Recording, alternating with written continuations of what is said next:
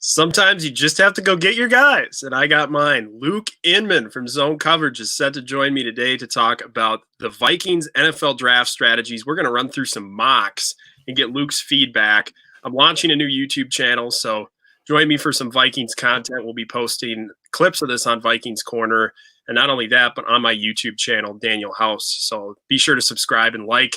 I want to welcome him in. Here he is, Luke Inman. Luke, are you ready to open some presents in a few weeks here? Like, what presents are the GMs going to be opening? Is there really anything better than that? I got to tell you, first of all, I'm not at US Bank Stadium like yourself. You got that cool background, that cool green screen, blue screen we talked about. I got to get up to par with your YouTube channel, man. I just love coming on, supporting you.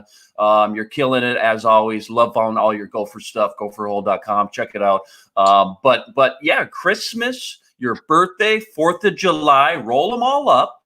And that's what we're getting in 2 weeks. It's my favorite time of the year. It's draft season. And can't wait to pick your brain a little bit and just go back and forth about maybe what the Vikes can do. Spielman, tons of ammo this year, 12 picks. Who's to say you won't end up with more?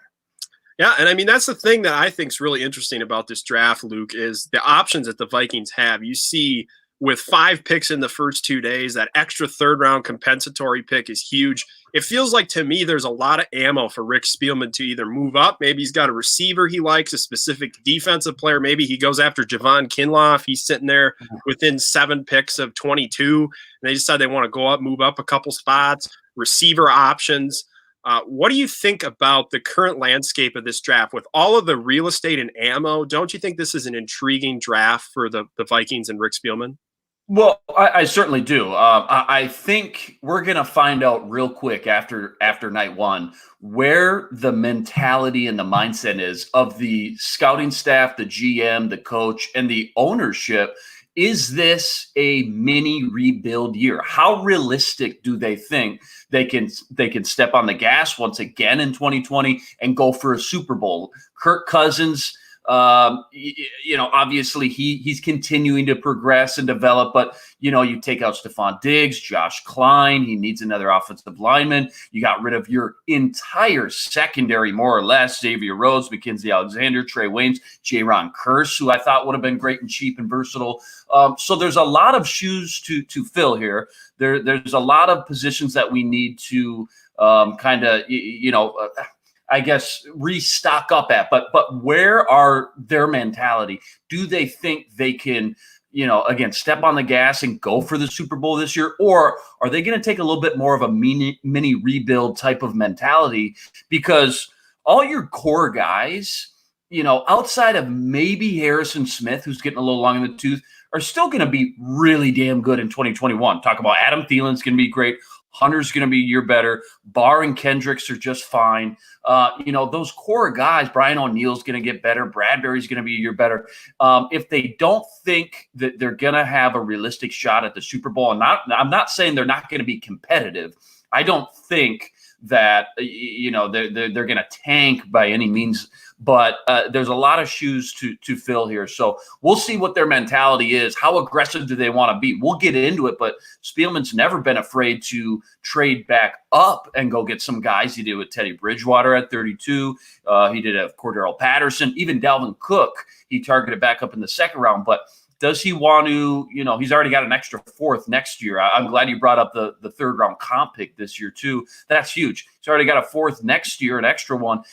We'll see how aggressive he is. And I think that'll tell us, maybe what their mindset is going into 2020. Well, and you look at it with the Diggs trade now, being able to get a 1st round pick. You added even more real estate there, along with that 3rd round compensatory selection. There are a lot of options the Vikings have. To me, there's several different scenarios. You can move up. You could potentially pick someone at 22, take 25, and move back into that sweet spot, 30 to like 150. There's a lot of talent. And you look at this receiver class that's loaded, one of the most historic groups we've seen in a long time. So what approach do they take, and how do you feel about the needs the Vikings have right now? How would you prioritize those with the first couple of picks? What holes do you want to fill? Yeah, it's a wide receiver loaded draft, no doubt about it. I think you can wait on and get some good value on day 3, no matter what you do on day 1. Saying that, they really only have one go-to receiver right now with Adam Thielen. And in a pass-happy league, you just have to have 4, if not 5 of them. Now, I really like Olabisi Johnson and Chad Beebe as great number 4 guys, maybe good, solid number 3 guys. And maybe Irv Smith can start to play a little bit in the passing game as well. But you got to have 4 or 5 of those guys. And remember, I mean, Chad Beebe missed pretty much the entire season last year. What happens if somebody gets injured and you lose another one of those guys? So it's a wide receiver loaded draft, which is great. I think that's one of the many reasons they decided to pull the trigger on moving Stephon Diggs. They looked at the class and said, we can restock our wide receiver room and get it back up to par quicker than maybe other draft classes. I think defensive end as well is not a major pressing need. I'm still actually in the minority, holding out hope that Everson Griffin finds a way to come back to Minnesota. But I think that's a position you can wait on later on and get some good, intriguing prospects on day 3. But as always, you don't force it. You just let the draft unfold, and hopefully at 22, somebody's sitting there that we just never expected that would be there. Javon Kinlaw, you mentioned him. I absolutely love him.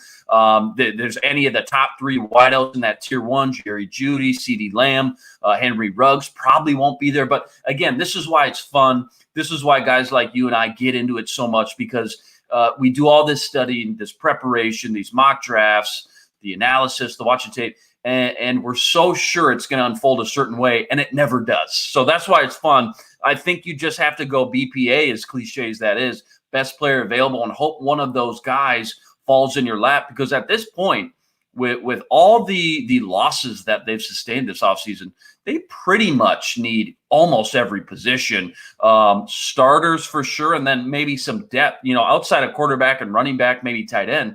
I think they should just let the board fall to them and see who the BPA is, best player available. I totally agree, because you're at that spot where players always seem to filter around that 20 to 23 range. There's some guys that maybe have a medical concern that the Vikings checked out and they're confident in that guy. There's always scenarios where someone falls into your lap and maybe you just can't resist it. So BPA to me is really important, especially when you talk about, like you said, with the holes the Vikings have on the current roster. You really can't go wrong by picking someone with value, and you'll probably be addressing a need in the process. Yeah, well, look at, easy one to call out here, but Randy Moss falls to 18. Percy Harvin was a guy who just didn't know the top 10 talent, but how far is he going to fall? 22 maybe just on the outskirts of where we see usually one of those big names like a Kinlaw, just for example, or K'Lavon Chaisson, from the edge guy from LSU. It might be just on the outskirts, so they may have to give up a little ammo. And again, this is when we're going to find out how aggressive they want to be this year in this draft class. But you're right. You do see a lot of those every year. 1 or 2 of those big names we thought for sure would be gone in the first 10 picks fall to that late 18, 19, 20 range, which they're just on the outskirts of right now. Now, today, Luke and I are going to walk through some mock draft simulations, 7-round mocks. We're not doing any trades. We're going to draft it straight, which we know Trader Rick's going to be moving all over. However, we just want to get you introduced to some guys that we really like, especially in the mid to late rounds. I've been studying a lot of guys. I know you have too, Luke, getting familiar with potential fits that the Vikings could add in the draft. So we're going to run 7-round mock simulations using a Draft Network system. I'll add it to the stream here, and then we just go through and start the draft. So let's do the first draft here. And I want to approach it. We're going to do 3 of these and take a little bit of a different approach in each of them, because there's several different ways the Vikings could go. And we'll watch how the board unfolds. And again, focus on value and filling needs at the same time. So here right away, you've got Justin Jefferson, seems to be linked quite a bit. Him and Denzel Mims, and the thing is, you're looking at is what are the Eagles going to do? They're the big team that probably are going to go wide receiver, picking right before them. They could still go cornerback. I know they just got Darius Slay, but don't count that out quite yet. And we'll get into the offensive lineman as well. But I want, before we dive into here, I want people to realize and look at the draft order, look at the pecking order. I think offensive tackle or lineman is by far one of their biggest needs. We know that. And when you look at the teams in the first 15 picks, and keep in mind there's 4 top-tier offensive tackles. We'll get into all those names. A lot of listeners probably already know the big 4 as is. I'm looking at, and I'm circling the Broncos at pick 15, 7 picks before the Vikings. They're about the last team I see that really desperately probably could easily go offensive tackle in the first round at pick 15. Then you get to the Falcons. They've used a lot of ammo the last few years. Chris Lindstrom, Caleb McGarry, some other guys. They don't need an offensive lineman. The Cowboys still have one of the better offensive linemen in the league. You can make a case they need interior line, but nobody worthy of that here. The Dolphins are that last team sitting there at 18 where they could just go any direction. Certainly offensive linemen could be in play, but the Raiders at 19, they're pretty set. Jaguars at 20, they hit on Cam Robinson and Jawan Taylor. They're pretty set. And the Eagles finally at 21 drafted Andre Dillard last year, so they're probably set. So keep a close watch on those 4 premium tackles and circle the Broncos, maybe the Dolphins. If you can see 1 or 2 of those tackles last past 15, they could kind of trickle, and that's the dream scenario when we go through these mock drafts. Any one of those 4 offensive tackles getting past the Broncos, then you just hold your breath with the Dolphins, and then you maybe start to make some calls and say, Tristan Wirfs, Jedrick Wills, Mekhi Becton, Andrew Thomas, they're all sitting there. Somebody's still sitting there you didn't think. Then you start to make some calls and maybe go up and secure one of those top tier tackles, I guess. So what's your thoughts looking at the board where it is? Jefferson, I see there's one name that really sticks out to me still sitting right here, but I want to get your take on these guys. I love your offensive tackle take because it feels like one of those players could fall and filter into that 22 spot. I believe if Wirfs is in the middle of the first round, if he for some reason slides, he's a perfect fit for the Vikings. They've been doing a lot of homework on him. He's one guy I could see them trading up for in a scenario. But to me, I could see him going very high, maybe being the first offensive tackle taken. Mekhi Becton, you see him flying off the board to Cleveland. And Andrew Thomas going high in the draft as well. Jedrick Wills. You just see the offensive line talent. There's a lot of tackle depth. And my biggest concern is what's going to happen with this interior offensive line group. It really falls off. You see Cesar Ruiz. After that, what do you really have for options that can come in right away? Ruiz, you could play guard. He could play center. The offensive tackle class definitely has more options like Ezra Cleveland from Boise State, an upside guy. You look at Austin Jackson, someone who's raw, needs a lot of technical polishing, but could develop into something. You got Josh Jones, who's just raw with upside. I like what I saw at the Senior Bowl from him. Yeah. He can turn into something. I mean, you look at that athleticism, that length. That's a legitimate option for the Vikings. They could go with Josh Jones right here. A cornerback feels like an option with Christian Fulton. Fulton, to me, feels like the guy that could fall down the board unexpectedly.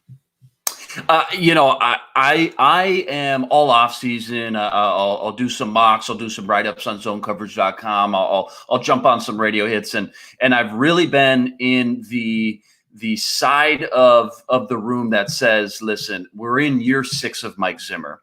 Love the guy. He's been outstanding. Defensive-minded head coach, obviously one of the best in the league. Had the number 1 defense in 2017. Took over the league's worst defense after Leslie Frazier in 2014 and fixed that thing pretty quick. Now, what I'm getting at, my point is, if he's such a good defensive-minded coach, which we think he is, I think it's time that he let the offense play with a few more of these early round picks, offensive line and wide receivers specifically, and let him turn some more Anthony Harris's, some Daniil Hunters in the 3rd round, some even role players like Stephen Weatherly's a 7th round pick, a Fetty 7th round pick. Let him, especially if they think it's a mini rebuild year, let him work his magic on day 3, and let's give the offense a few more toys. Eric Kendricks has been great, but that was a 2nd rounder. Trey Waynes they used, who was solid. That's a 1st rounder. And you can go up and down. It seems like he's done and had great success, no doubt. But he's also used a lot of the early round picks. Saying all that, Mr. House, Christian Fulton, I think, is just too good to pass up here. Fills a huge need. And, you know, when you look at any of these LSU corners, they already got a great pedigree. He was arguably one of the best cornerbacks in the SEC the last 2 years. So I think he's in that top tier. CJ Henderson, Fulton for me. You mentioned he may fall. I think if Fulton falls in your lap at 22, it's tempting as Justin Jefferson and Denzel Mims are. We can get wideouts later. I think Christian Fulton should be the pick here. Well, I just wanted to highlight those guys there. To me, once you hit Fulton, there's a huge drop off in terms of guys that you feel can come in immediately and make an impact. You can see I highlighted. I think that's the tier, the drop off.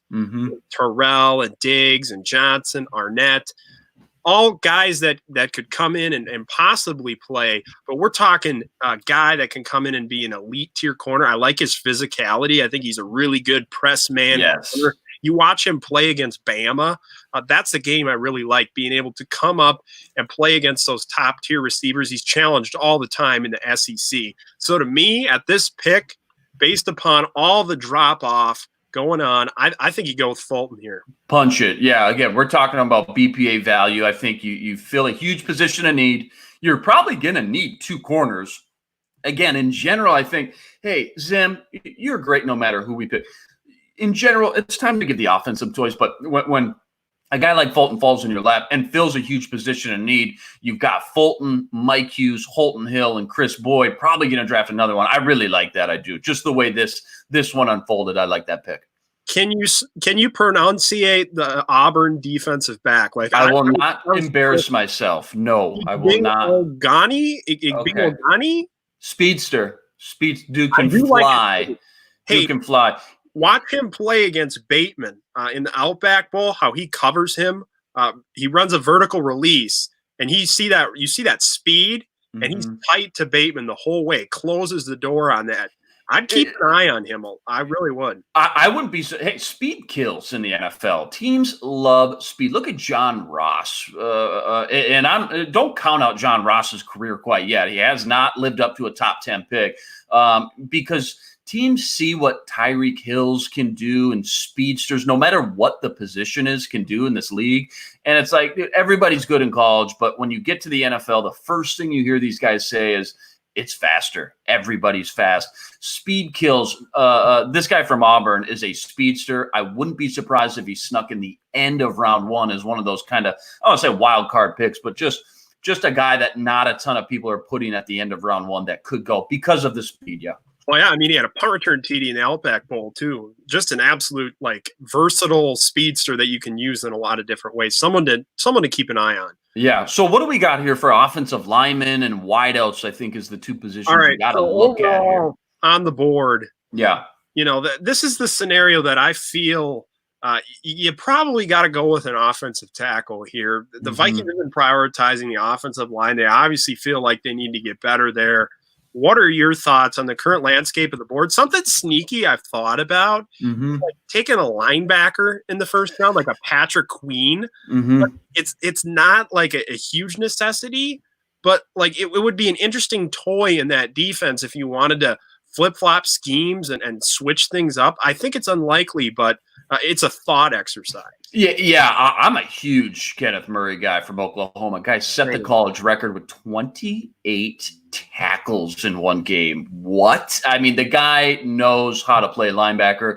Obviously, the position's a little devalued now in today's day and age. It's a pass-happy league, so you got to be able to stay on the field for all three downs. I think Patrick Queen is right in that mix as well. I think at this point, though, at 25, you got to fill another position of need. I think this team plays a lot of nickel now. You got Kendricks. You're paying Anthony Barr a lot of money. I certainly like the fact that you brought it up, though. I keep going back to Patrick Queen and Kenneth Murray at 25 to say maybe, if you're going best player available, they are up there for me in the mix. But let's check out some of these offensive linemen still on the board here and see if we can fill a position of need as well. So you got tackle, you got Isaiah Wilson, big dude, 340, but I'm surprised at how well he can move. I thought he was pretty solid in pass pro. You got Josh Jones, another raw athlete that I liked at the Senior Bowl a lot. And then Ezra Cleveland, another guy with tremendous athleticism, some of the best athleticism out of this group. Austin Jackson needs a lot of polishing, but got a lot of valuable experience on the left side of USC. I love the tackle class, Luke. Honestly, like Matthew Pert's a guy that stands out to me as an option later on. Ben Barch. But after that, it falls off significantly. So for me, you got to get a tackle within the first 3 picks for sure. Yeah, I'm totally with you. I love the first 2 tiers of the tackle class. We talked about the top tier. Maybe one of those top 4 can slip past Denver at 15. Probably not, but maybe. At this point, how comfortable are you going from a Josh Jones to a Matthew Pert or Ben Barch or maybe Austin Jackson? Those are the guys you could roll the dice and try to get at 58. Let's look at the wide receivers and see what the other option would be. If no receivers are sitting here with great value, I think Josh Jones should be the pick. Okay, Jalen Reagor, really gonna be a really good number 2 receiver. Is he gonna be a number 1 wideout? I'm not sure. Laviska Shenault gives you some memories, good or bad, of Cordero Patterson. T. Higgins is going to probably fall farther than he should after a bad combine. I still like him later on. And then again, you see the value. Brandon Ayuk, Michael Pittman. So out of these, I think I'm leaning a little bit more towards Josh Jones. I know I can get wideouts later on. Josh Jones gives you that awesome athleticism that's going to be great for Kubiak. You saw him down at the Senior Bowl just like I did. I'm feeling Josh Jones here because you roll the dice and you lose out on Austin Jackson, Ezra Cleveland, and Prince Tega. And now we're looking at Matthew Pert at 58, which I like Pert, but it's a lot of pressure for that guy to come in and succeed for Kirk Cousins, a pure pocket guy. I'm leaning Josh Jones. Is there anybody else left on the board, like a wild card that we're not thinking about, like a Antonio Winfield Jr., somebody that's still available when you just look at the best players available right now? Yeah, Antoine Winfield's intriguing to me because he can play multiple spots. I mean, I have a lot of experience covering the Gophers, seeing what this guy can do. He can play the deep half. He can come in the box. You can put him at cover 1 robber. He could play in a cover 3 heavy scheme with a lot of zone stuff. He could play nickel, primary corner. Like, there are so many things that this guy can do. I thought he tested better than I anticipated. I think it was like a 7.84 relative athletic score. Dad was like 9.34.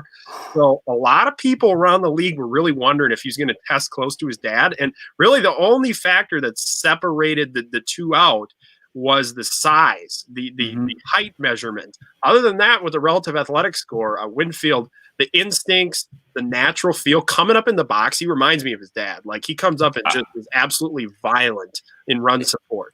He was my favorite defensive player of that era for the Vikings. He just was. If you want to bag on Mike Tice, go for it. But the one thing he did bring Minnesota was Antoine Winfield from Buffalo, coming out of Ohio State. He was awesome. And Jared Allen was great. There's a ton of great secondary guys in the mix as well. But Winfield was the best. So if you got a chance at Winfield Jr., the question becomes, is 25 too rich? The problem is durability issues may push him down, but not probably to 58. So 58, you're probably not going to get him. So you're looking at a Dalvin Cook situation where they move up 8, 9, 10 spots, and they GGYG, you go get your guys. I love Winfield, not just because his dad was awesome. I love the genes, obviously, but the instincts. You told me and everybody else just how much versatility the guy offers. Those are the secondary guys I'm looking at this year because we need everything. We need outside boundary help. We need nickel corner help. We need guys that can play in the box as safeties. We need center field. We need everything. We'll see if Anthony Harris ends up getting traded. That's going to be a huge move as well. It's not only going to create another void, but it's probably going to give you another second-round pick to play with too. So I think knowing all this, I think we roll the dice. Winfield probably won't be there, but I think we have to protect our investment with Kirk Cousins. Let's not get cute. We already got one really good player. Let's grab Josh Jones, very athletic, fits the Kubiak scheme, and let's get out of here. Love how he is on the move. You can get him out in space. To me, he would complement Brian O'Neill perfectly. I mean, you put him in immediately, and you could kick Riley Reif inside the guard, and then you can go with a lot of different scenarios if you're able to add one more interior guy that you can develop. There's a ton of options. I'm in favor of keeping Reef right now at the current hit. Don't restructure that deal and move it forward into additional seasons, because then it's hard to get out of that deal. So play it out, get a tackle that you feel real confident in, invest in that guard spot maybe next year when some contracts come off the books. I think right here, Josh Jones, again, it's one of those things where you're kind of moving into that second tier, in my opinion. Josh Jones is the last guy that I feel like can come in and make a significant impact right away if you want to put him in there. Yeah, and let's not – we're going to find out real quick how confident the Vikings brass is in Drew Samia and Oli Udoh, because the biggest shocker of the offseason was not any of the big names like Xavier Rhodes that they let go or Linval Joseph. It was Josh Klein. Josh Klein was arguably their most consistent offensive lineman all year, and he was pretty damn cheap too. So it's not like they really saved a ton of money. So maybe they love Drew Samia. Remember, they traded up for him coming out of Oklahoma last year in the 4th round. Maybe they love Oli Udoh, who flashed a little bit actually in week 17 for being a guy very raw, but all the natural skill set. We're going to find out if they decide to skip and pass on offensive line with their first 2 picks. That tells me that they like Drew Samia and or Oli Udoh to step in a lot more than maybe we think. Okay, who do we got? I'm curious to see Udoh too. Someone that did a lot better than I anticipated throughout camp and the preseason. Really great in the running game. We'll see how he progresses in the pass pro sets. But, yeah, Ollie's someone to keep an eye on. Let's see what we've got here. Winfield went the pick after we – Of course. Josh Jones by the Dolphins. That's like a Blake Cashman burn right there. Remember the Vikings wanted Cashman last year, and they got sniped by the Jets 1 pick. And they go Cameron Smith, who's still fine, but everybody wanted Cashman. So that's what happens. That's why you got a GGYG. You got to go get your guys. Let's look at the options here, just best available. Some really good defensive tackles. Boy, I was watching some film. I know you're on the same page. I really like Michael Pierce. Big shoes to fill. Literally, no pun intended, for losing Linval Joseph. But, man, it's almost like you get to hit the reset button on Linval Joseph and get the same caliber player, just 4 or 5 years younger and fresher. You saw when Linval was at his best, 2014, 2015, maybe 2016 range. He made everybody around him so much better. All the linebackers, the edge rushers, even safeties in the box. If they can get that from Michael Pierce, I think you're going to see this defense be a lot better than we're assuming, given how many big names they've lost. It starts in the middle. It starts in the trenches. We'll see how good Michael Pierce can be. The question becomes, who's your 3 tech? I really like Jaleel Johnson, but is he that 3-down guy? I don't know. I love the fact that you can slide in, and this is why I loved Everson Griffin. You saw him slide in against the Saints in those nickel obvious pass rush situation, and he was awesome. He was so good as that 3-tech. And then you got Hunter and Afedi. 3-tech is interesting here. You've got Ross Blacklock from TCU. My guy. Go get your Matt Buke, Texas A&M. If that's your guy, I got no problem with that. I really hope and pray. For me, Novelli Gallimore is in between tier 1 and tier 2 for me. He's not on that Kinlaw level, but for me, he's more favorable for me than Matabuke and Blacklock. But certainly, if that's your guy, I mean, by all means, punch it. Clearly, the top player available. Let's just real quick look at who else is kind of on the board here. You see some more receivers. We can probably wait on receiver yet again. Is there any secondary players that may tempt us here? Let's just check that out real quick. See, corner, I mean, to me, corner really falls out. Corner's a round 3 type thing. If you go round 1 corner, you're looking in that round 3 to 4 range with Robertson, Darnay Holmes, a couple guys that I like that could play the nickel spots. Yeah. Bryce Hall's the only wild card for me. He was a top 10 guy coming into the season. He tore his ACL early. So that means that the rehab should be moved pretty well along and should be ready to training camp. For me, though, is he worth pick 58? I don't know. I mean, we're not Eric Sugarman. We're not in the donut club. We don't have the T-shirts. We don't know what the medicals say. So Bryce, all those, not just for the Vikings, just in the draft, one of the most intriguing names for me, because before that injury, he was one of the top 3 with Christian Fulton. He was one of the top 3 cornerbacks in the country with Jeff Okudah too. So like Dantzler, ran a really slow 40. I still think he's going to be really good. Reminds me of that power forward type of that corner that Mike Zimmer had with Xavier Rhodes. Let's check out safeties here. And real quick, while you do, tell me the odds. Just give it to me straight. What do you think the odds are that Anthony Harris gets moved from now until the draft, even before day 2 starts? Because that second round value is probably where he's at. To me, if it's going to happen, it'll be on draft day, because there'll be options available. Some teams might swing and miss on a guy maybe early on in the first day. They're coming into day 2 going, hey, we really need to upgrade the safety position. But it comes down to that compensation. I mean, our team's going to be giving you a 4 or 5. Vikings probably want at least a third round pick for Anthony Harris. Like, what's the market going to look like? The Vikings aren't going to give him away. They'll let him play out the tag. And Harrison Smith and him will play with each other one more year, and then he'll come off the books and there'll be cap relief.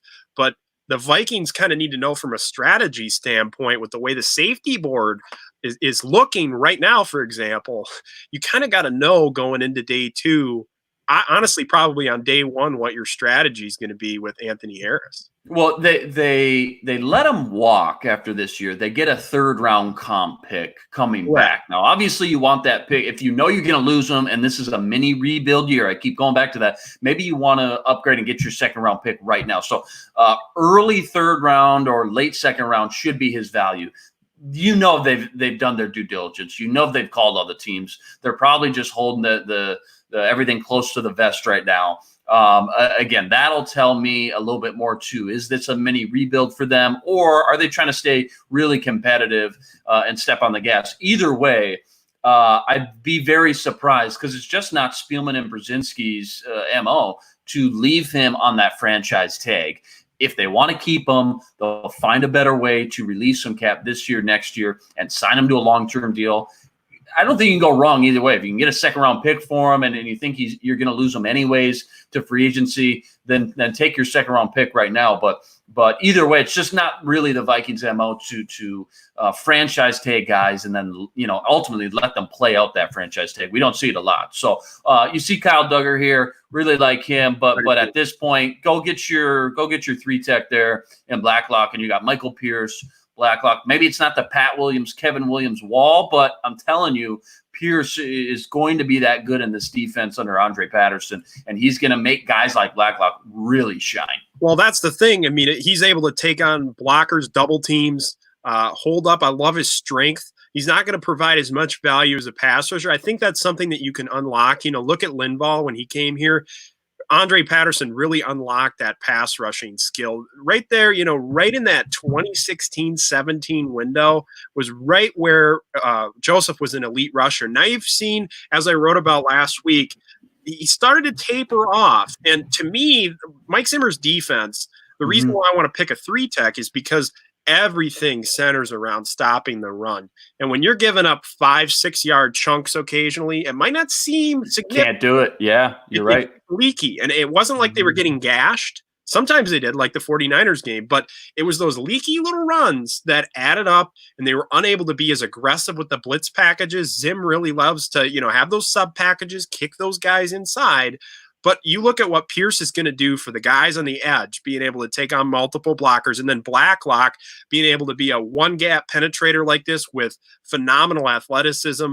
I just love the fit. And when you watch the Vikings, I've been watching these old Williams Wall era games where they're awesome. 30 games in a row with an opponent under 100 yards in that Viking Packer Favre goes to Lambeau game.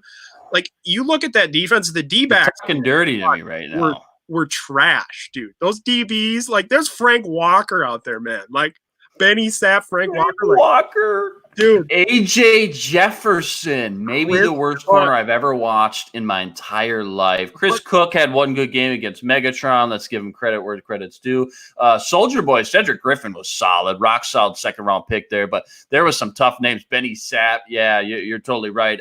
That era, man, again, Mike Zimmer, you said it beautifully. Mike Zimmer's defense is like this. Stop the run, first and second down, and you create those third and long. It's all about third and long. And third and long doesn't mean 3rd and 15, 3rd and 7, 3rd and 8, obvious passing downs. That's when he dials up the exotic blitzes, but you got to stop those teams on first and second down. I like it with Pierce, Blacklock, and Christian Fulton right now. I love it.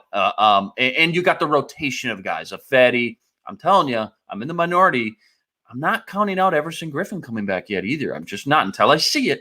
I'm just not. I like what we've done so far. We probably got to look at wideout here at this point, though. Yeah, wideout, we've got to address that. And honestly, I know a lot of people are like, okay, Vikings got to go round one receiver. They got to pick a wide receiver within the first 2 picks.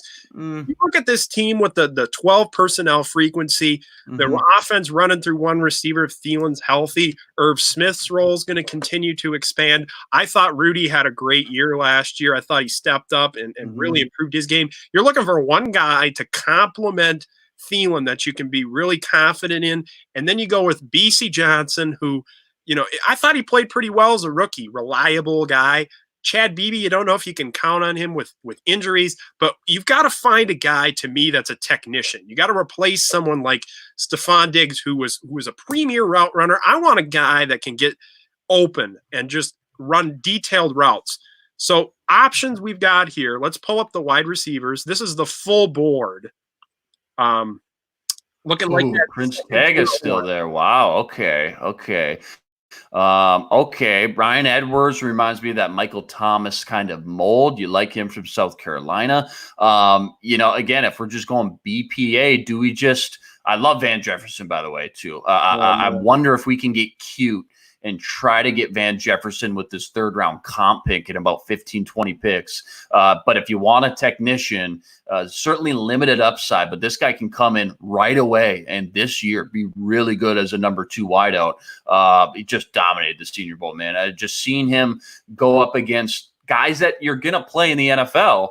I thought he was really good. Do we try to get cute and wait on Van Jefferson and go like that? Kirk Cousins, pure pocket guy. They cut Klein, though. They needed an offensive lineman before they cut Klein. Do we just double dip and go back to offensive line with Josh Jones? That would be the question at this point. What do you think? Van Jefferson, the route runner, or double dipping and getting another good offensive lineman at this point? Because there's still some good old linemen available.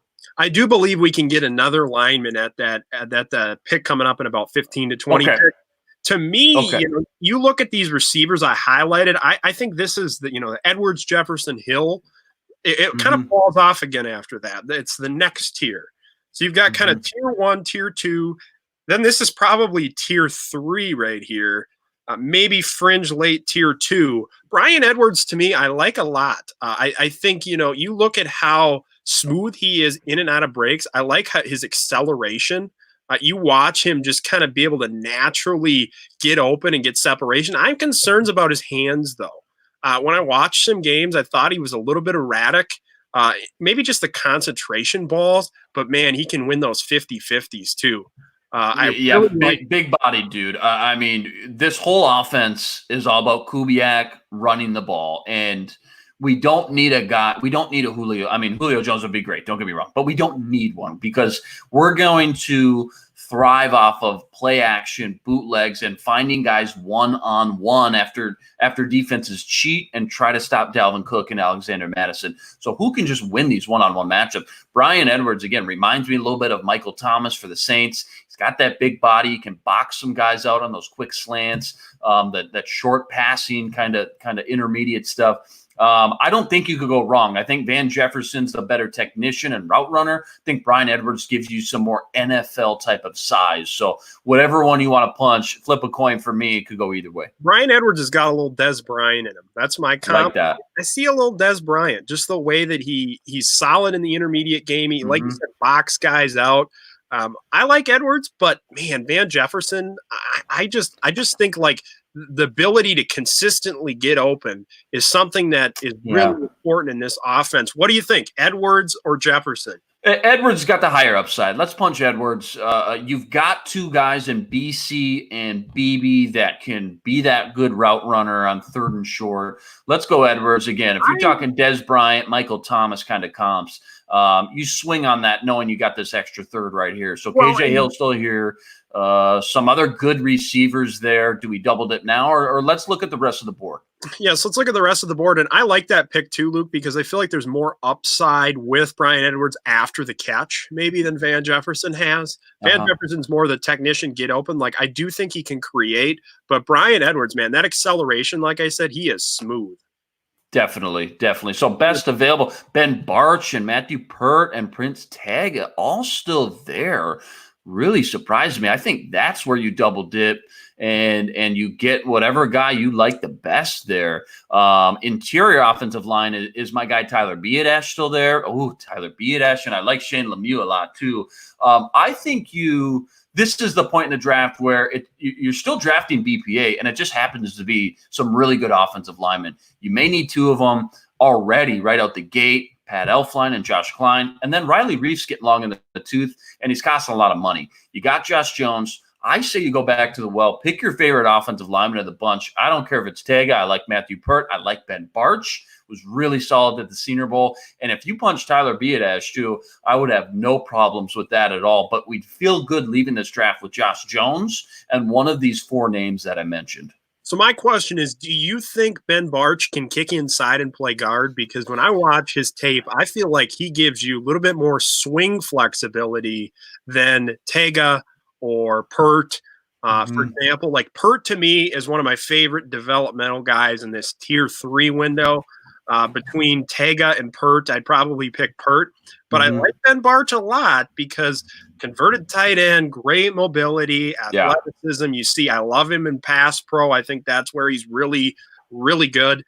I could see him kicking inside. What do you think, Luke? I think he could. I think if you're going to go that route, I think you just don't get kicked. You just take Tyler Biadasz, who heading into the year, I know he had a down year, but heading into the year, he was another Wisconsin. I mean, they just churn these guys out. They're great offensive linemen, and he was going to be a top 20 pick, hands down. So now you're getting him at 105, and you take what you saw in the 2018 tape and you try to bring that back. And I think he's that good. Again, any of the 4 names up on that board, Pert, Barch, Prince Tega, or Tyler Biadasz, you can't go wrong. I'm going to feel good when you look at Josh Jones and the combination of one of the 4 names that I mentioned. You're going to feel good now about Kirk Cousins and the protection. Well, Biadasz worries me slightly because is he going to be a great zone blocking fit team coming from a power system Wisconsin has? Is he the maximum fit? And that's what concerns me, Luke, and we'll probably talk about this in our second scenario. But what about interior O-line early on? Because to me, that's where the draft is really fallen off. I mean, once you're outside of Cesar Ruiz, I mean, the guys that I've watched haven't really stood out. So I think here you're looking at, now that you're at this point in the draft, I honestly feel like you're looking between a pass rusher and an offensive tackle. Yeah, again, any one of these offensive linemen, I'm in on. If you want to go to edge, we can see who we're working with here a little bit because there could be Zuniga. I mean, that's a Danielle Hunter type of pick because he's just so explosive, so raw, great size and speed. That's a Danielle Hunter type of pick right there. I love Bradley from Utah. What we saw from the Senior Bowl, man, he was always making plays. But when you look down there a little bit further, Anthony Jennings from Alabama, Nick Coe, Kenny Wilkes from Michigan State. Travis Gibson. I mean, it does get a little thin. You're right. But, now that we drafted our defensive tackle, I don't think there's as much pressure to have to go edge right now because you can leave a Fetty out there. Obviously, Hunter's going to be there. And maybe they'll grab somebody else on the depth chart or swing somebody else inside. The fact that we already grabbed one defensive lineman, I know it's a tackle, I don't feel as much pressure to have to go grab an edge here. Well, and what is Anthony Zettel going to be like, the guy that they just signed? That's true. I like his ability to play on the edge and kick inside. I think he's going to be maybe the sub package guy. He's one of the Yeah, go ahead. I was just gonna say, don't forget about Armin Watts and Hercules Mataafa. I mean, we haven't even mentioned Jalen Holmes. I know these are tackles, but again, I feel like that depth right there, that's outstanding pass rush on nickel pass rush situations and on first and second down. You've got a plethora of guys now with Blacklock, so I feel good about edge right now. I feel good about the defensive line rotation right now. I think, again, how long have we talked about having an offensive line? Yeah.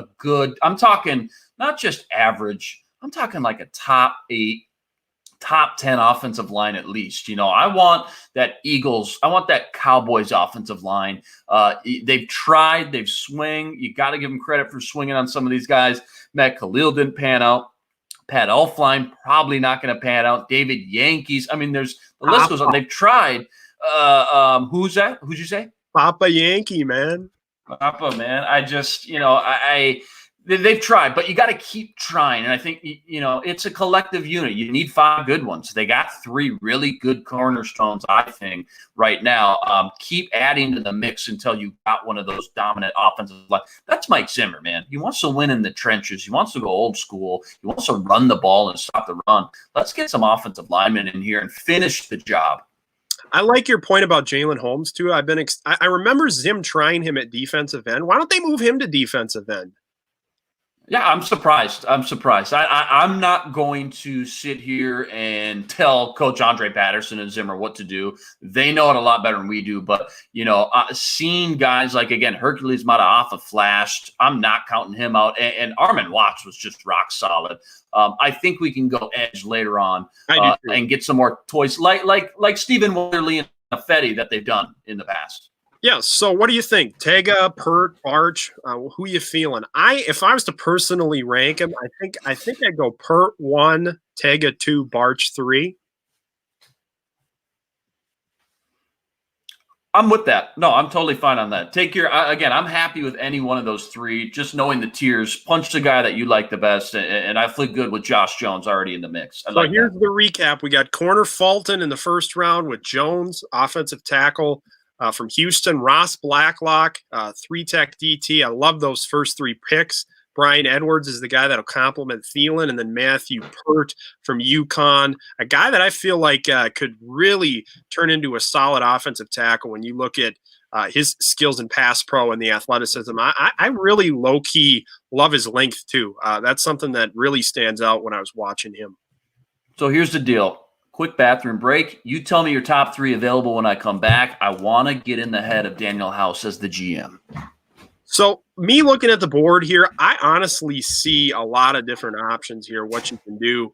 We talked about edge pass rush. To me, we're in that tier now where you can wait a little bit more for that because Andre Patterson does such an exceptional job of developing defensive line talent. It's not something that you really need to prioritize early on. And I had a conversation about this with someone on Twitter the other day saying, hey, you don't need to invest early picks in the offensive line unless you, on the defensive line, unless you feel like you've got to get a guy that is super athletic that you can't pass up. Now, Jabari Zuniga is one of those guys that has the measurables that Andre Patterson would just be remarkable developing. However, when you see the options that are available at the edge pass rushing position right here, I think you can wait.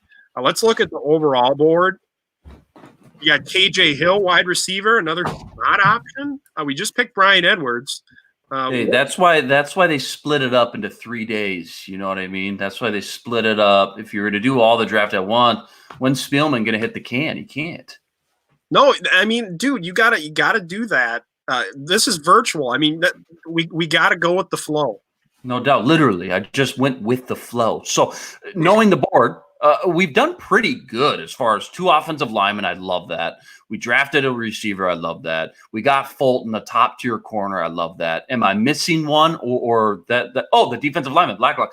I really like this draft so far. I do too. I'm liking how it's shaken out, and I want to know what your next option is to fill here because to me, there are so many options. Like KJ Hill right here. I feel like that's an extreme value pick. I'm a huge fan of him coming out of the slot. Boy, I'm surprised you didn't mention Tyler Johnson right away. You're the Gopher guy, gopherhole.com. Check him out. Check out all his work. Excited for PJ Fleck 2020. What's he going to bring? I'm very, again, the fact that this wide receiver class is so deep, it's awesome. You don't have to force it with 22 or 25. But saying that, if you're going to skip on wide receiver in the first round, you almost need to get two guys in the first, whatever we got, 5-6 picks. So I think it's time to probably go back and double dip there at wideout because you need some more bodies there. Just because, we like Brian Edwards or Van Jefferson doesn't mean they're going to pan out. You never know. You got to keep taking shots, buying some lotto tickets. I'm going to say KJ Hill or Tyler Johnson. I think you should punch one of those guys. What are your thoughts between KJ Hill and Tyler Johnson? I feel like Tyler Johnson's got a lot of upside in terms of red zone target, showed a lot of flashy skills after the catch. I don't think he gets enough credit for his field vision. A really solid route runner. I mean, he can play on the outside, but he can exclusively line in the slot. I feel like you limit yourself with KJ Hill slightly because I feel like he's more of a slot receiver than if you pick someone like Johnson who can play both spots. Well, that's my question for you because you've watched him more than anybody I know. How good of a route runner is Tyler Johnson? The Big Ten, they don't pass a lot. The Gophers, just in general, they didn't pass a ton. How good of a route tree is this guy going to bring? The fact that we went Brian Edwards, who's going to be a boundary guy, makes me lean more towards KJ Hill, who's got much higher upside as a slot-only type of guy, number 3. But again, I don't think you should limit yourself just to, okay, we drafted this guy, so who's going to pair well with him? You just draft the best players available. You get them all in the mix. You get them to rookie OTAs, and that's when Stephon Diggs decides to shine all of a sudden as a 5th-round pick. So you just keep drafting the best players available. I like either one. Flip a coin for me, KJ Hill or Tyler Johnson. I'm going with KJ Hill because your gut's telling you that you need a guy. You got a boundary guy already. I'm a huge fan of KJ Hill as well. I'm going with KJ Hill. I like it. I like that combo, that balance of Brian Edwards, the big-bodied guy, KJ Hill, the quicker, shiftier slot inside guy too. I think when you spread them 3, 4, 5 wide out, Olabisi's in the mix, Chad Beebe's in the mix. I like those guys a lot. I think they're a little limited though, as great number 4s, maybe okay number 3s, solid number 3s. KJ Hill could be a really great number 3. Their footwork's phenomenal. It's awesome, man. I saw in Senior Bowl just toast some guys in one-on-one. He was almost uncoverable. He was and that's awesome. The thing I feel like the Vikings need to get is that slot guy, more of a gadget receiver. Something that's been missing from their offense that I wouldn't mind seeing. For sure. Okay, so let's see where we're at. In a lot of McKelvin Agam, I love from Arkansas. He's a 5-star recruit coming out. Arkansas, similar to who we just drafted, and he's flashed Armon Watts. I know we already drafted defensive tackle, but just best player available. I like him. Devin Duvernay, I loved his tape from Texas. Shorter, smaller guy, another one. Not as quick as KJ Hill, but strong. I mean, NFL type of strength. And he took over some games for Texas too. And I'm not opposed of leaving this draft with 3 wide receivers in the first 5 rounds-ish. I'm just not. But what do we have at corner? What do we have at safety? We know we need to keep replenishing those 2 positions. So corner, I don't really like any of these guys until Dane Jackson and Reggie Robinson, and we can get those guys later on. So we'll skip on corner for now and try to get those guys later on. Safeties, these guys don't do much for me. J.R. Reed, is that Jake Reed's son, by the way? Yes, it is Jake Reed's son. So cool. Are we getting old? Wow. He reportedly had a draft visit with the Vikings. I believe Doogie reported that. When you look at J.R. Reed, to me, he's not going to be that center field guy. He's the dude that could replace J-Ron Curse. The in-the-box physical guy has some upside that you could develop. A key special teams player. Do you pick him here? I'm not sure if it's the best value pick. No, I don't think so. He does jump off the charts to me. No. So corner, we're going to wait on. Safety, nothing really doing there. Just the rest of the board. We're looking at John Simpson, We're looking at Devin Duvernay. Okay. I like Agam a lot. From Arkansas, I really do. I know we already drafted a defensive tackle. Just keep going down here a little bit. Now we start to kind of target some specific guys like the Vikings did with BC and some other guys. Who was the secondary player? I really liked him. He's in that that we drafted last year. He's on the Eagles now. He couldn't. I love that. I mean, those are the guys they target. They just circle on round 7, circle some guys that just target them. I know we're not in round 7 yet, but that's what the Vikings kind of do. I don't know. What's your gut say? I got 2 or 3 names here that, again, just best player available. I like Duvernay. You're going to need bodies. What happens if Thielen goes down? What happens if Adam Thielen misses 4 games? Like, he's kind of been banged up a lot. What if he tweaks the hammy and isn't the same guy for 8 games? I mean, you need bodies in a league where I know we're running a lot. I know we're going to go smash mouth, Gary Kubiak zone scheme. I know all that. But you still have to spread them out 4 or 5 wide once in a while. And even with Irv Smith goofing around in that 4 or 5 wide setup, if an injury or 2 takes place, you can't be left in the dust. So you better bring enough bodies into camp. That's why I kind of lean a little bit more Devin Duvernay. But again, McKelvin Agams, one of my day 3 kind of sleepers I really like. My biggest concern is the interior offensive line. I know with the Josh Jones pick, we'll probably end up moving Riley Reef inside potentially. I don't know exactly how the O-line landscape's going to work with the current landscape of Josh Klein's contract situation and the reason they released him. Maybe they have the intention of bringing him back. Yeah, we don't know exactly. Maybe they're going to see how the draft plays out and decide what they're going to do with Josh Klein. Do you feel like we need to hit on an interior offensive lineman here? Nothing's really jumping off the charts. I like Kyle Murphy from Rhode Island a lot. I don't know if you've dug into him. Really great zone fit. Played tackle, primarily left tackle at Rhode Island. Will kick inside at the next level. Phenomenal athleticism, mean streak. I mean, if you guys want to see it, go on my Twitter profile. Look at this guy play. Love the fit for the Vikings. You're selling me on him. I mean, yeah, I love the zone fit. The fact that he played tackle, he could give you a swing tackle backup when you lose Rashad Hill someday. What are the tackles? Because let's see who the tackles left available are. Sometimes you can just move these guys. It's not as easy as this always, but sometimes you can just move a guy over from tackle to guard. Trey Adams is still sitting there. He was a first-round buzz player. Granted, huge medicals, but at this point, maybe you want to just stash him away on the IR for a year, redshirt him. He's got huge upside as well. I'm down for offensive linemen yet again. Again, I'm sick of every year, whether it's an injury or just guys not living up to the hype like Pat Elflein, having this O-line struggle. So if you want to draft 3 offensive linemen, I am all for that. Kirk Cousins needs protection. He's just that kind of quarterback. When given protection, one of the best, but he needs the protection. John Simpson, Kyle Murphy, or Trey Adams. I think you should go with one of those 3 picks. I agree, and I just look at the fall off. If you don't get one of these guys right here, I don't know what you're going to be able to add. I mean, Dotson's been linked to the Vikings, but he's more of a power guy to me. When I watched him, I didn't think he was the best fit. He looked really raw, and you want to get a guy that is a strong fit in the scheme, and to me, Kyle Murphy's that guy.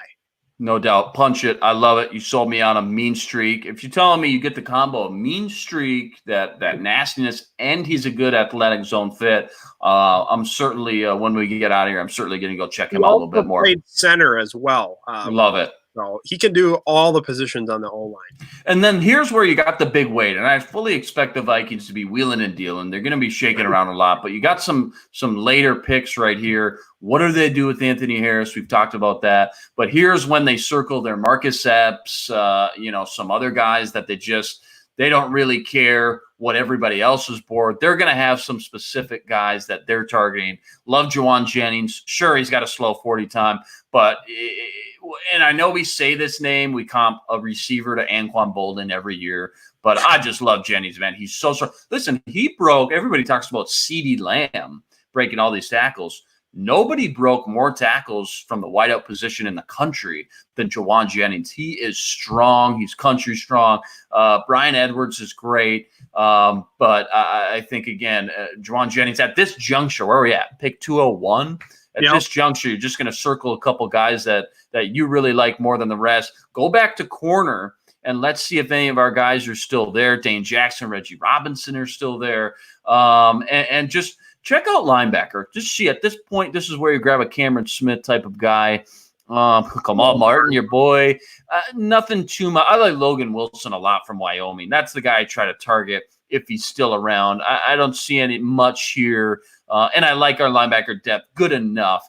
I think maybe either one of those corners, we got to get another corner, or maybe you go back to Juwan Jennings and get that receiver. What do you think? I'm feeling quarterback because just with all of the turnover in that position group, you got to get another guy. I really like Reggie Robinson. Luke. Do it. I like him a lot. You see that physical play. Like that guy is just – he gets after it. A press man kind of guy that Zim will be able to develop. I honestly believe he could be a guy that steps into a role real early. And I loved his athletic testing. He ran a really good 40.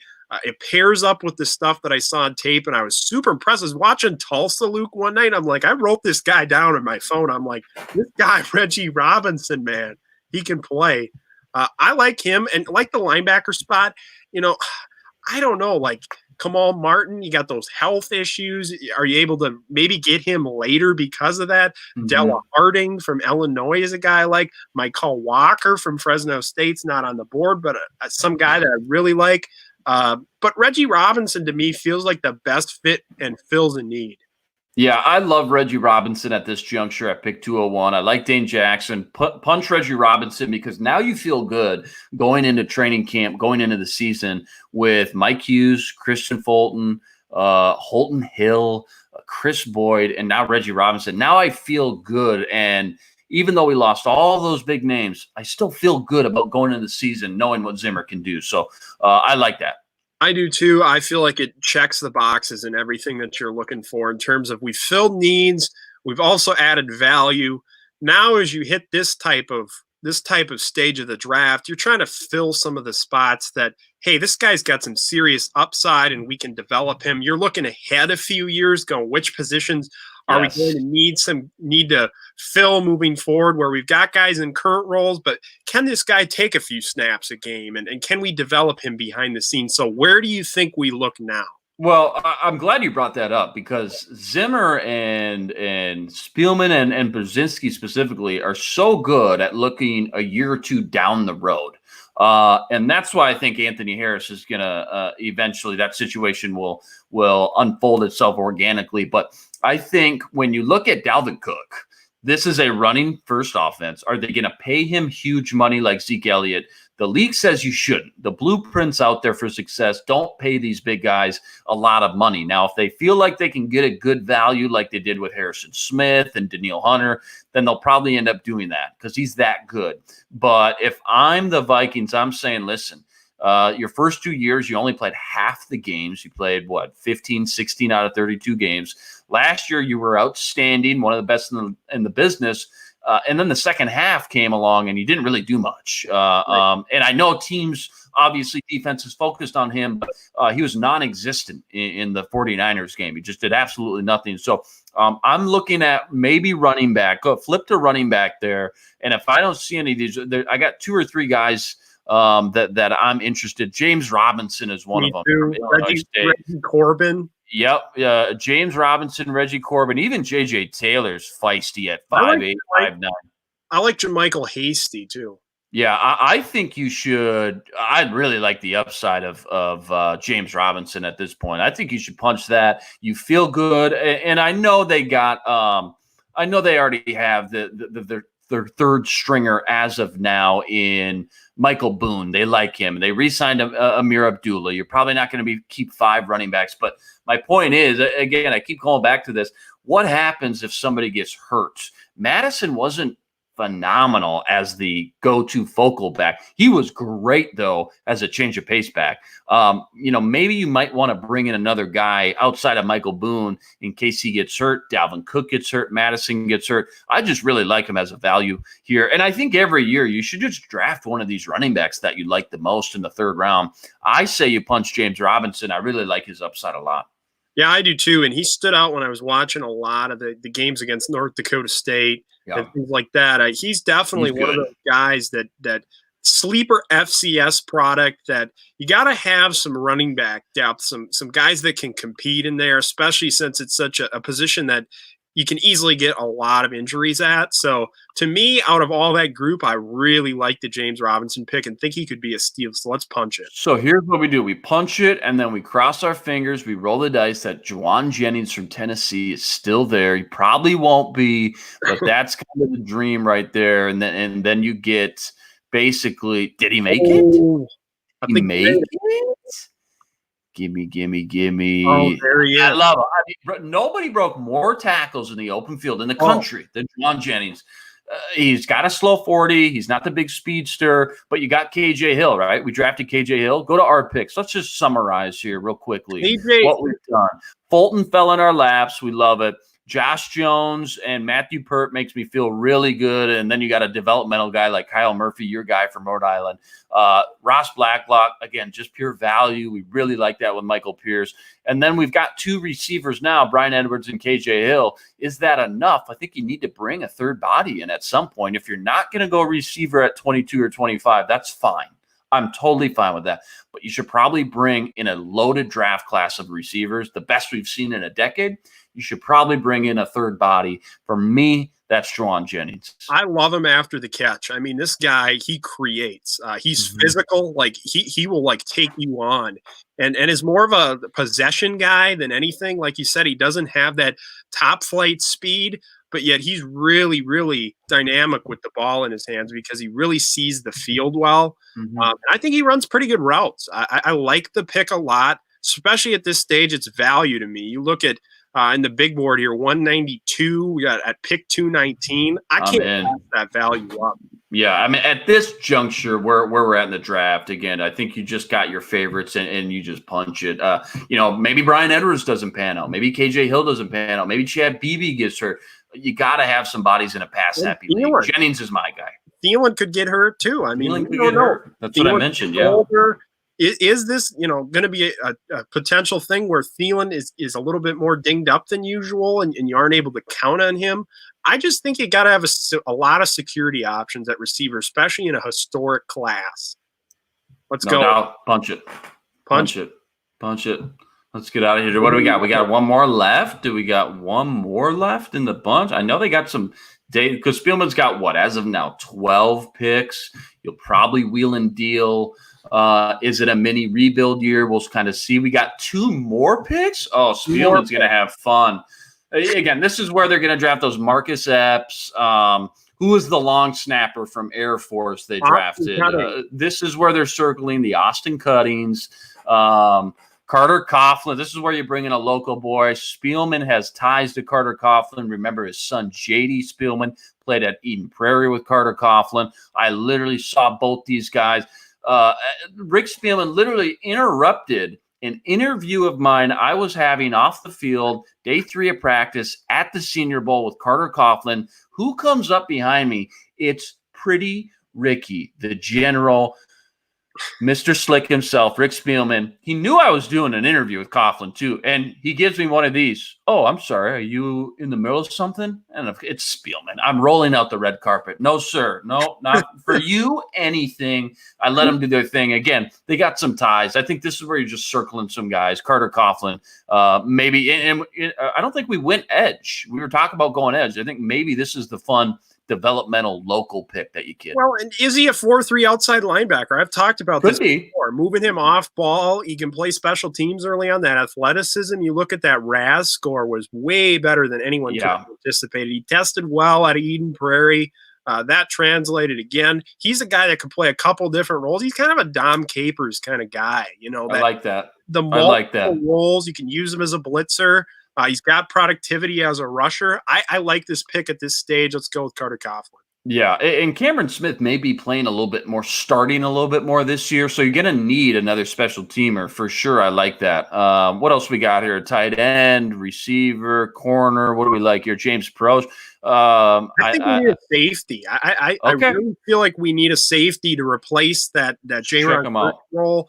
The Mhm. guy I really like here is Khalil Hudson from Michigan. I don't know if you Okay. did a lot of homework on Khalil Hudson, played a hybrid role in their defense, kind of a guy that played linebacker, safety, kind of a nickel role. He's Mhm. got a ton of versatility. He had a big game against Minnesota in 2017, a couple sacks, forced fumble. He had 18 and a half tackles for loss in Wow. 2017. Well, yeah, Michigan is pumping out. It's funny because it's a bad look on Harbaugh, but Michigan is pumping out some great NFL players, some great athletes that weren't necessarily living up to their potential at the Michigan program. Jabril Peppers is going to be really good. I promise you. There's some names like that that just weren't utilized the way they probably should have. Maybe they were a quarterback away. Shea Patterson was just garbage. He probably won't get drafted. But if you're telling me you've watched this guy from Michigan, I believe you 18 and a half tackles for loss. I don't know what kind of athlete he is. I know you look at athletes, but I was really bummed they let Jaron Curse go for how cheap he was. Could play corner, nickel corner, safety, and was good every time he stepped on the field. I like that a lot. And you're going to need some depth. No Andrew Sendejo either. So What do you think about the only other pick that I would suggest is Levanta Taylor from Florida State, 99th percentile in the 40. The vert had some injury problems. He jumps out of the gym. I mean, you look at the numbers. I posted it online. He ran a hand time 4.3440. Looks smooth in the W drills. I mean, I just really like him. He's had the back problems though, which makes me slightly nervous. And I think you could get him undrafted. Boy, that's tough to pass up with all those measurables. He's a former 5-star. The thing about the Michigan safety that I was going to ask you is that how good of an athlete is he? Because you just want to give Zim athletes. And if you tell me that Taylor is the freak athlete that we think he is, that he tested, boy, now all of a sudden that's a tough kind of coin flip. You probably got the other one on the phone and UDFA. You're trying to get him right now, but I could. I mean, either way, I'm going to give you the keys to the. You're at US Bank Stadium. You have the keys. You can turn the lights on and off. You punch it. I like the athlete of Florida State, but the Michigan 18 and a half tackles for loss, knowing he probably wasn't lived up to his full potential. I think either one, you're giving Zim another toy. I like it. That 42-inch vert Wow. opening as one of the top DB commits in the whole cycle in 2015. I mean, I can't pass up that athleticism. Levanta Taylor could even play safety. Fine by me. I mean, you got Florida State churns these guys out like LSU. Now you got a group you feel good about going into training camp. Christian Fulton, Reggie Robinson, and now, Taylor from Florida State. You feel good about that, not just this year, but next year. Who's going to develop into the next Holton Hill kind of guy that you never thought he would? That could definitely be Taylor. I like that. He reminds me of Anthony Harris in a sense because, they're two totally separate players. Yeah. He had some injury problems. There's a lot of athletic upside here. He can play a couple different spots, play safety. He played a little bit of that at Florida State. He's played corner. He could play nickel. Versatility, athleticism. Hey, I'm willing to roll the dice. Let's close it out with the Levanta Taylor, Florida State. Love it. So let's love it. recap the draft here. We'll pull it up in a second here. It's finalizing. Mm-hmm. All right. You didn't force it. You don't force 22. You hope somebody in a top tier falls in your lap that happens to be a position of need. I love Fulton. LSU churns these guys out. Josh Jones, again, I'm sick of having just an average at best offensive line. We did great replenishing this offensive line, plus Drew Samia and Oli Udoh. That's a great mix of young 5 guys with Bradbury and O'Neal. 2 of those guys are going to pan out. Like Josh Jones should be rock solid in this zone scheme, but Matthew Pert and your guy Kyler Murphy, one of those guys Drew Samia and Oliuta. One of those guys is going to pan out. Blacklock, again, just at 58. You hope a Winfield type of guy is there. Blacklock is going to be really good in the rotation early on with Michael Pierce sitting right there. Again, I like Hercules Mataafa. I like Armin Watts. That's a great rotation of guys. You got to have a rotation of guys with Fetty and Hunter. And I keep saying it. I'm not counting out Everson quite yet. And then wideouts. I'm totally cool. I'm totally fine. I got no problem, no qualms. If you want to pass on a wideout at 22 and 25, that's fine. And look, we didn't even draft one until our fourth pick. Right. We passed on at 58 too. That's how deep this draft is. But if you do that, you have to go draft 3 guys with all those extra picks and just throw some darts on the board, grab some lotto tickets, some scratch offs, and try to hit another Stephon Diggs type of pick. KJ Hill, Brian Edwards, Juwan Jennings. I really like those. That group of guys you're bringing into training camp. The thing that I love about this mock that really stands out to me is you fill immediate needs with the first 3 picks. You got the corner, you got the tackle that can play right away. It leaves you with a lot of options. His upside is so high. You got Blacklock, a 3-tech who can really, really help against the run. You fill the Brian Edwards, you're like, hey, I like his upside, the potential there. There's versatility in all the skill sets in the back half, too, with Reggie Robinson being able to play on the outside, maybe kick inside, Levante Taylor, Carter Coughlin. All those guys possess versatility, and that's what you're looking for, athleticism and versatility that you can develop in those later rounds. And I really like how we filled needs. We hit a lot of the best player available scenarios and just really had a well-rounded draft here. I love it. Of the late picks, again, I'm telling you, Zim's going to hit on Zim and Spielman combo. They're going to find more Stephen Weatherly's, Anthony Harris's, J-Ron Kearse's, Affetti's. I really like Reggie Robinson.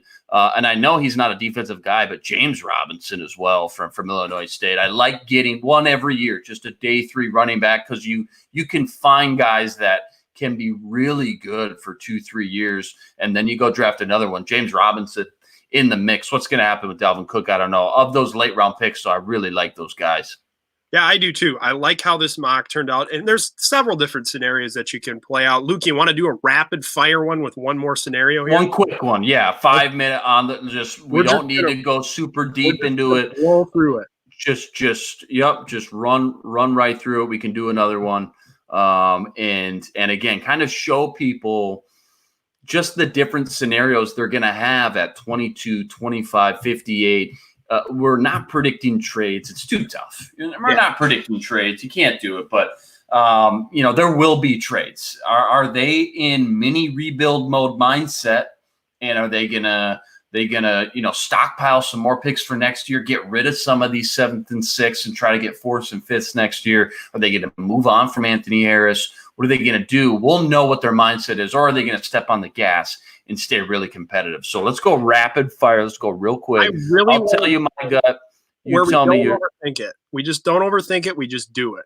Okay. Justin Herbert's there at 22? No. Whoa. No way. Okay. Yeah. I mean, very unrealistic. So let's pass on that, I guess. But if Herbert's there, I'm punching Justin Herbert. I love Kirk Cousins, but it's quarterback league. If nothing else, you'll get your value from a trade later on. But that's just unrealistic. Justin Herbert could go in the top 5. He probably will. Similar setup as we had last time. We can go the same thing. We can go Fulton. I love Gladney. Same. I mean, apples and apples for me. Gladney or Fulton. But that's very similar to what we did last draft. So if you want to go Mims, if you want to go receiver, if you want to go Kenneth Murray, who I love, a guy that nobody talks about, Yatir Gross-Matos from Penn State. Does anybody watch this guy? This guy's a stud. I just don't necessarily think you need a defensive end in the first round. That's just not good value. So what do you think here? I'm feeling I would like Winfield almost. I think you could get him at 25, though. If you want to go Winfield at 25, let's do that. But let's go Fulton again or Gladney and fix up our secondary real quick with Winfield at 25. I'm totally fine with that. I like Gladney a lot. He reminds me of Justin Barrett. Same school, TCU, a little bit undersized. Everybody loves the big size, right? 6'2". They want Richard Sherman. This guy's a pit bull. Jeff So Gladney is going to be awesome. you can put him inside. I'd love to see him. He's just got a ton of physicality, man, and he has some serious athleticism. If he can stay healthy, that's the big thing I'm worried about. He had some nagging stuff throughout his career. What is he able to stay on the field? That's the big thing. Mm-hmm. Yeah, no, I love it. I love it. So if you want to go Winfield here, let's punch that, and we'll fix this. We'll fix this secondary. We'll get Zim some toys. Talked about it. Go ahead. What do you think about Cesar Ruiz? He's good. He's good. If I'm going to go Ruiz, I probably just go Josh Jones, though. The thing about Ruiz, he's young. He's the youngest offensive lineman, I think, in the class. For sure, the youngest center in the class. But at that point, I just take Josh Jones again. Then we got something similar to what we did last draft. Let's go Winfield just to give people a taste of how that could look. The secondary, boom, Gladney, Winfield. Do they keep Anthony Harris? I don't know, but I'm just saying Winfield can play nickel corner just fine. I'm fine with that. And maybe you don't re-sign Anthony Harris if you keep him on the franchise tag. It's Winfield. Do I need to really sell this to people? It's Winfield, man. Are you kidding me? Okay, so now, again, we have a better idea. We haven't got offensive line. Austin Jackson sitting there. Michael Pittman Jr. We show people, again, you can wait on these receivers as long as you grab 2 or 3 of them. I think you just go Austin Jackson. You go best offensive lineman available. Very athletic. He's got some tough games in there for sure, but if you're just looking at upside, he's a first-round caliber guy with his athleticism too. So you hope that's unlocked with Gary Kubiak's scheme. You got to get an offensive lineman, at least one in the first 3 picks. Elite athleticism, and not only that, but awesome character too, with the whole story about the donation he made to his sister. Awesome. Matthew Pert sitting there again. See, we're kind of getting some similar stuff that we got last draft. Jordan Elliott's a defensive tackle. I really like. PFF loves Jordan Elliott. Not saying you go by PFF as the football Bible by any means, but Jordan Elliott was literally the same ranked, if not higher, than Derek Brown and Kinlaw in some certain areas. Pass rushing, run blocking, whatever it may be. So that's a name I kind of like. Who do you like here in this range? Let's look at some receivers. Who's still there at wideout? Because we're gonna need some wide. Maybe this is the time we go Van Jefferson at 89. We passed that on him last time. Let's just punch it. You need him. Route runner, great number 2 guy, can come in right away and be a number 2 receiver for you. So the secondary's done. I mean, we can grab another Reggie Robinson later, but it's nice we don't need to look at the secondary at this point. Elliott's still there. I really like Jordan Elliott, PFF stud, superstar. Grab Jordan Elliott. Upside. Huge upside. Grab Jordan Elliott, and that'll be kind of that depth rotation at D-line that we like.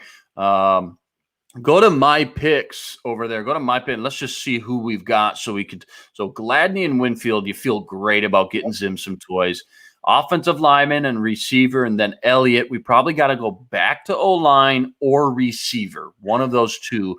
Give me 2 or 3 names that you like of those positions. If Tyler Biadasz is there, I'm still looking at Tyler Biadasz. I know he's not a great zone fit. He's gone. Kyler Murphy's still there. What about wideout? What did we look at wideout? Who's there at wideout? Because Colin Johnson or Tyler Johnson, Devin Duvernay.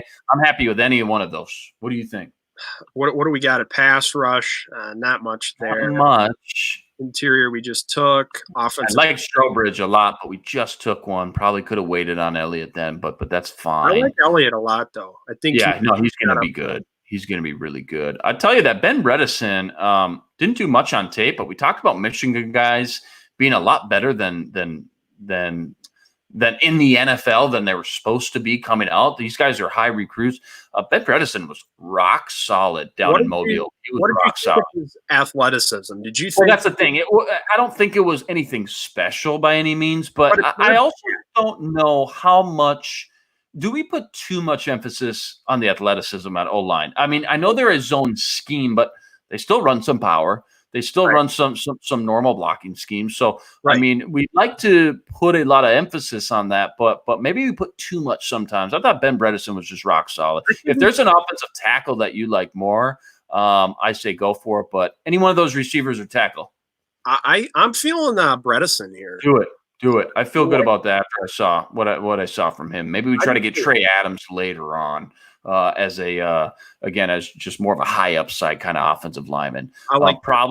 Probably got to go wide out again. Let's just check corners, see what it's looking like though now when we get to that point because again I want Zim to prove his worth. I don't want to use all these early picks on defense, but you just got to go BPA. I mean, that's just a theory. You just got to go BPA. Nothing much doing here. I don't like corner that much here at this pick. I don't We already got two Gladney and Winfield. We're loaded there. We got to draft 3 receivers when it's all said and done. So we can't wait too long on that. Who do you like here? Duvernay. I mean, gadget guy. Yep.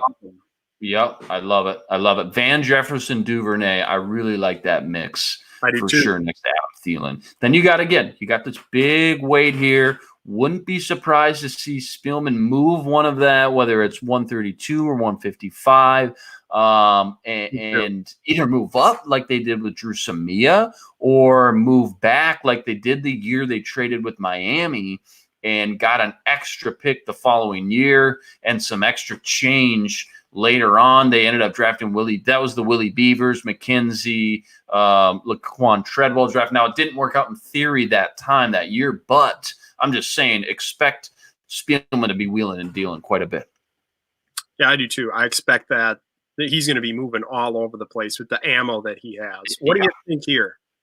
Boy, none of these names jump out at me right out the gate. Are we at that point where we go Reggie Robinson again? Don't like any of those linebackers. I really don't. Reggie Robinson is the top available here for corner. We probably should get a third guy anyways. Again, what if Mike Hughes gets hurt or something? You need guys. I like Reggie Robinson a lot. I think we're on the same page. Yep, absolutely. I'll pick him right there any day of the week. Yep. How about tight end? We haven't even talked about tight end, and I don't like this class at all. And I think they're set. Irv Smith, Rudy still got a lot in the tank, and Tyler Conklin, they got him on the field on some important situations. Alex Taylor, if you're just looking for another Oli Udo, is an absolute monster. Destroyed. The arm length, the wingspan, the hand size, you name it. Nobody's bigger than Alex Taylor. South Carolina State, obviously pretty raw, but if they took a shot on Oli Udo, why not take a shot on Alex Taylor? You just keep throwing these darts up on the board. One of these guys is going to hit. Do you think you can wait to 219? I mean, I don't know. Yeah, probably. Yeah, you probably could. So who else? Who else do you like here? Who else do you like? Linebacker. Not much doing for linebacker here. Edge. Not a great linebacker class. It's not a great tight end class. I like Gibson a lot as an developmental pass rusher. That's the Tulsa guy, right? Yeah, Tulsa. Punch it. I like that. I like that upside, and he fit nicely in the Dom Capers, kind of that hybrid guy. I feel like they're going to be even more creative than they were last year with the. I hope so. That's the plan with Anthony Barr and Kendrick. See, as you kind of tell me who's BPA here, the scenario at 22 and 25 is something that we didn't talk about, is that there's going to be some good pass rushers there. Kaylavon Chason probably not going to be there, but he might, and he is outstanding. We talk about some of these guys falling. AJ Epinenza from Iowa, could he still be there? Maybe. Yeah, definitely maybe. And then, I talked about Gross-Matos from Penn State. It's just not a position that you need right now with Ifedi and Hunter. But if you're going BPA, there's some intriguing names at edge at 22 and 25 that could fall right in your lap. Well, Epinesa could kick inside. He'll like a lot at 3-tech. I remember in the Minnesota game, the big sack at the end against Tanner Morgan, he was lined up in the 3-tech, and you watch that gap. He's a stud. I could see him kicking inside and being really, really productive there. Yeah, he's a stud for sure. Just giving people at home some scenarios to think about. What do you think about going Alex Taylor here? I'd punch it. Yeah, I feel good. He lasted 219. I feel good about it. Again, I'm just so sick of having an average O-line. Just keep throwing some darts up on the board. I like that. Josh Jones. What do we do? Josh Jones last draft, but now we got Austin Jackson. We got Ben Bredesen. I think the way this one unfolded, I know we rushed a little bit more. We'll see how we end out. I think I like that first draft a little bit more, just the way it unfolded. Now, at the top of this draft, I mean, you got to love it. Jeff Gladney and Antoine Winfield. Oh, my gosh. Awesome. Van Jefferson, 89. Love it. Who's our third pick? Did we go Jordan Elliott? Who's our third pick? What did we do? That was Austin Jackson. So Jordan Elliott. I like both drafts. We'll see what we end up with round out. I like Juwan Jennings again. You can sell me on somebody else like Austin Mack from Ohio State. Should probably Kelly Lipscomb from Vanderbilt's pretty athletic. Whatever you want to do here at the end. But I think as we go kind of rapid fire, I think I like that first draft just a little bit better.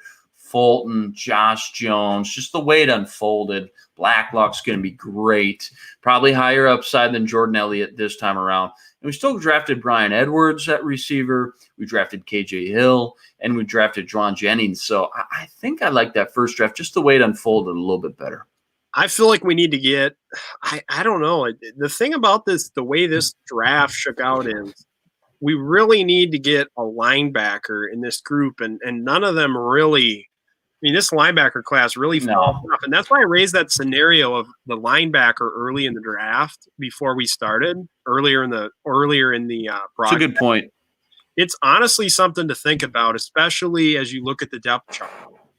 No, it's a good point. It's a bad tight end draft. It's a bad linebacker class. I like guys like Logan Wilson from Wyoming, 4 straight years with 100 tackles.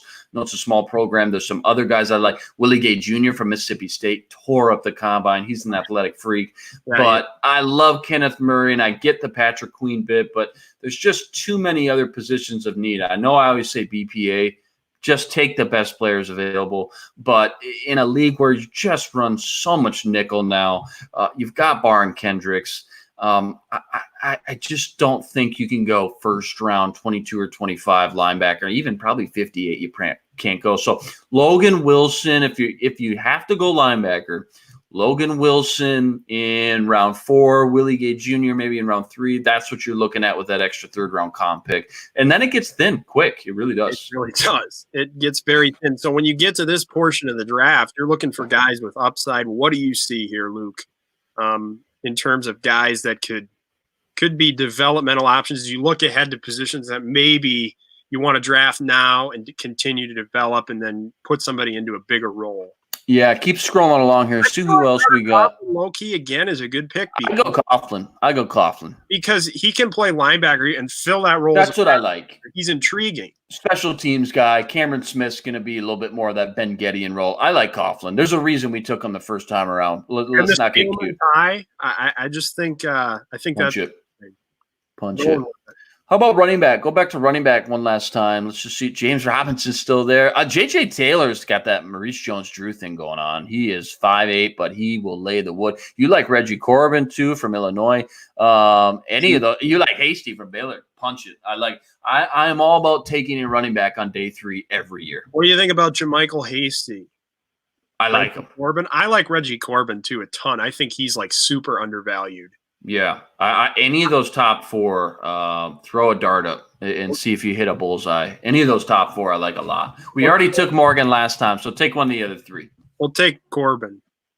Do it. Done. There it is. I like it. I mean, it gives people an idea of what it could look like or unfold. Gladney and Winfield. Oh, my gosh. How fun is that now? Oh, my gosh. DB Swagger. Oh, my gosh. Oh, my gosh.